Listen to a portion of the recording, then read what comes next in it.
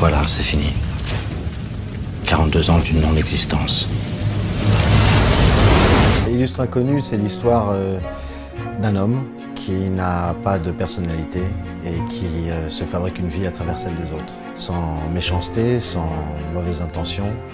Si je n'ai pas existé, il a bien fallu que je vive.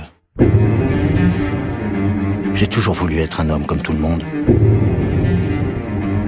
J'ai toujours voulu être un illustre inconnu.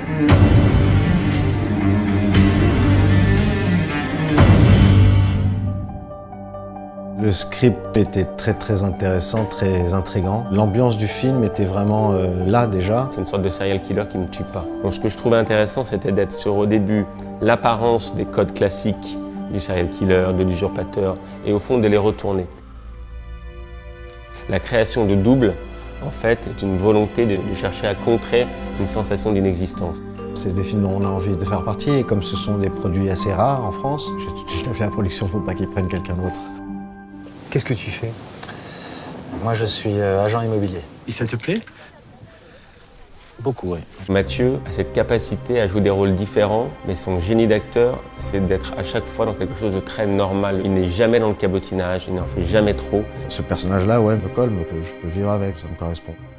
Action! Comment as-tu osé? Bah, c'est vrai d'elle. Je te fais honte, hein, c'est ça? C'est toi qui devrais avoir honte! Lâchez-moi! Le personnage joué par Marie-Josée Croze, il est fondamental dans l'histoire parce que c'est le premier personnage qui ne reconnaît pas l'usurpation. Il y a Charles Pratt comme professeur au conservatoire, tu te souviens? Je trouve que Mathieu comme Marie-Josée ont cette capacité à jouer des personnages assez loin d'eux avec une réalité stupéfiante.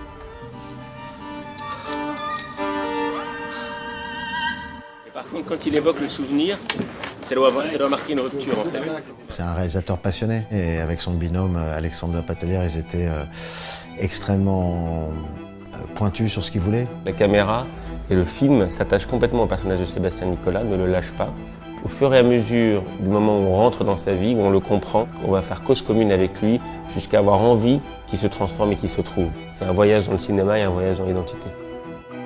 C'était pour moi leur première véritable entreprise cinématographique, et ils l'ont poussé à l'extrême. C'est-à-dire que pour un cinéaste, lire un scénario comme ça, comprendre le challenge technique que ça implique et sur le sujet, la façon dont il le traite, c'est un vrai film de cinéaste. Et ça, c'était très agréable. Elle vous a dit ce que je cherche. Oui, monsieur. Et je cherche quoi?